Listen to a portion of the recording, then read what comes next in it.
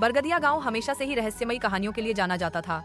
लोग कहते थे कि यहाँ के पुराने कुएं, घने जंगल और वीरान मंदिर रात के समय जिंदा हो जाते हैं।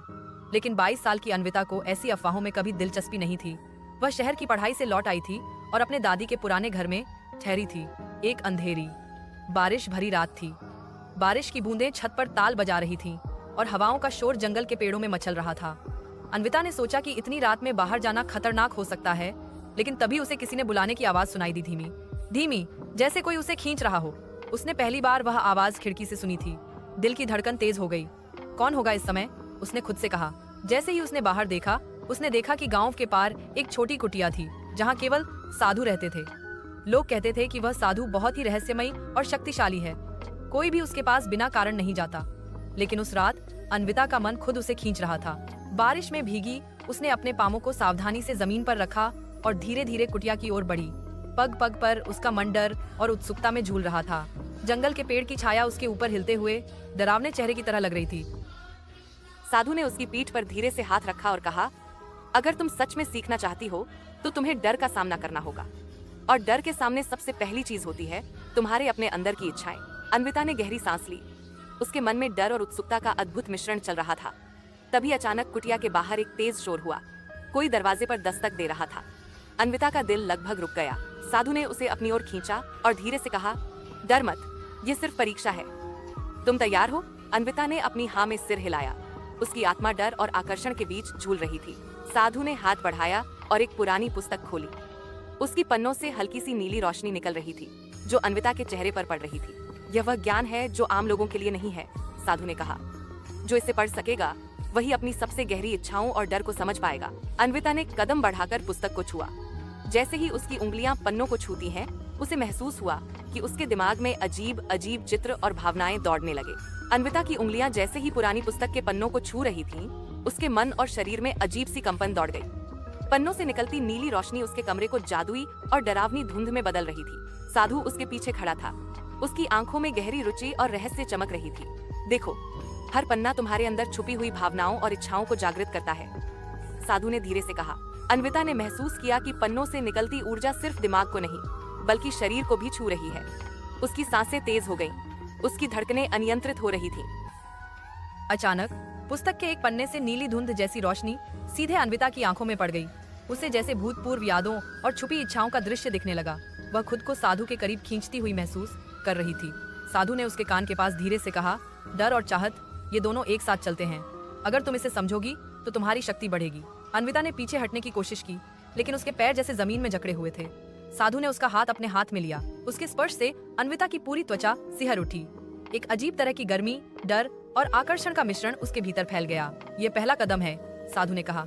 अगर तुम आगे बढ़ना चाहती हो तो तुम्हें खुद को पूरी तरह से खोलना होगा अपने डर और इच्छाओं के सामने। अन्विता का मन दुविधा में था। वह डर और कामुक उत्सुकता के बीच झूल रही थी। तभी कुटिया के बाहर हवा के झोंके ने दरवाजा धीरे से हिलाया। अन्विता का दिल तेजी से धड़कने लगा। साधु ने उसे अपने पास खींचा और धीरे से कहा, यह सिर्फ तुम्हारी परीक्षा है, तुम तैयार हो? अन्विता ने आंखें बंद की और धीरे से सिर हिलाया। साधु ने पन्नों की रोशनी के सामने अपनी हथेली फैलाई। पन्नों से नीली धुंध जैसे हवा में घुलकर अन्विता के शरीर पर उतरने लगी। वह महसूस कर रही थी कि उसके अंदर की हर भावनाओं, डर और कामुकता को यह ऊर्जा छू रही है। अब तुम देखोगी कि तुम्हारे भीतर की इच्छाएं कितनी गहरी हैं, साधु ने कहा। अन्विता ने अपनी आंखें खोली और देखा कि उसकी आत्मा की तरह एक नीली आकृति उसके सामने प्रकट हुई।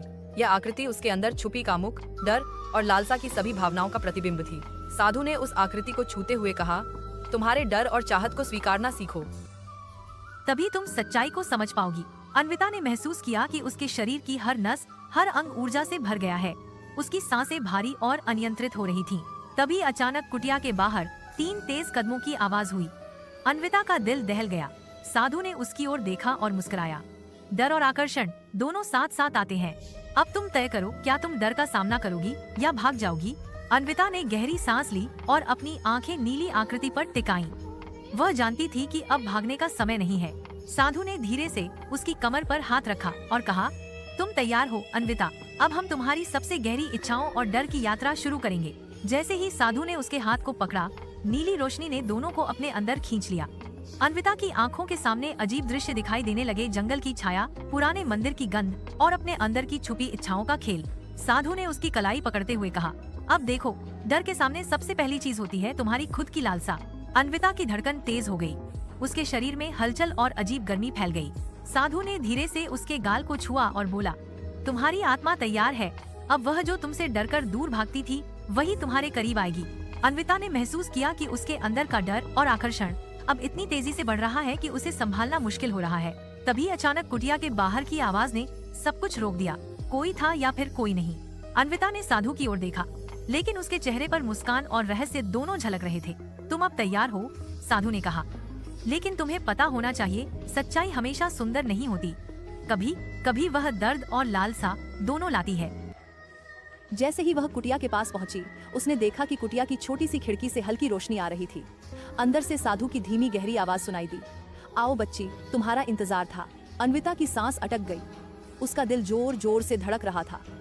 लेकिन कुछ कहानियों में डर और आकर्षण हमेशा साथ चलते हैं। अन्विता ने दरवाजा खोला और अंदर कदम रखा। कुटिया के अंदर का दृश्य अन्विता के लिए नया था। दीवारों पर पुरानी धार्मिक तस्वीरें, मंत्रों की किताबें और घटाओं में जलता धूपक। साधु एकदम अकेला, अपने लंबे काले वस्त्र में, धीमी मुस्कान के साथ उसे देख रहा था। उसकी आंखों में रहस्य और गहरी ऊर्जा थी। तुम इतनी रात को यहाँ कैसे आ गई? साधु ने धीमे स्वर में पूछा। अन्विता की आवाज कांप रही थी, लेकिन उसने कहा, मैं आपकी मदद चाहती थी। मेरी दादी ने कहा कि आप बहुत ज्ञान रखते हैं। साधु ने उसका हाथ धीरे से पकड़ लिया। उस हाथ को छूते ही अन्विता ने महसूस किया कि उसके शरीर में एक अजीब सी गर्मी और सिहरन दौड़ रही थी। साधु ने उसकी आंखों में देखते हुए कहा, तुम यहाँ सिर्फ मदद के लिए नहीं आई हो, तुम अपने अंदर के डर और चाहत को खोजने आई हो। अन्विता की आंखें और भी बड़ी हो गईं। उसने पीछे हटने की कोशिश की, लेकिन उसके कदम जैसे जमीन में धंस गए हों। साधु धीरे धीरे उसके करीब आया। उसकी सांसों की गर्मी अन्विता के गाल पर महसूस हो रही थी। तुमने कभी देखा है कि डर और आकर्षण साथ साथ चलते हैं? साधु ने उसकी कान में धीरे से कहा। अन्विता का मन घबराहट और जिज्ञासा से भर गया। वह साधु की आंखों में रहस्य और लालसा का अजीब मिश्रण देख सकती थी। उसके शरीर में एक अजीब सी कामुक उत्तेजना दौड़ गई, जिसे उसने खुद भी महसूस किया।